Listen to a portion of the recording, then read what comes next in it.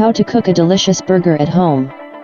Without exaggeration, forget everything you've tried before. To bring your taste sensations to a new level, check out the recipe of the most unforgettable hamburger in your life. A huge, juicy, mouth-watering, photos attached. After reading, cook and eat. Is it possible otherwise? Forget about burgers as an attribute of fast food. Today, a variety of variations on the theme of buns with minced meat are found in the menu of even the most sophisticated restaurants with Michelin stars.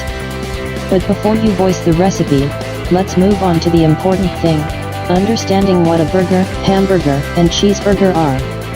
How to make a delicious burger at home. 1.png A classic burger is a type of sandwich consisting of a delicate patty, beef patty, made from minced beef, fried bacon, a ring of sweet onions, slices of juicy tomato and a crispy cucumber, placed between two layers of flavored soft bun. If a burger is a general concept, then a hamburger and a cheeseburger are its varieties. Cheeseburger differs from a hamburger only in the presence of a piece of cheese. Details that are important to know to make a really awesome burger with your own hands. The perfect meat for a burger is beef. By the way, beef cutlet in a burger as well as a steak has degrees of roasting.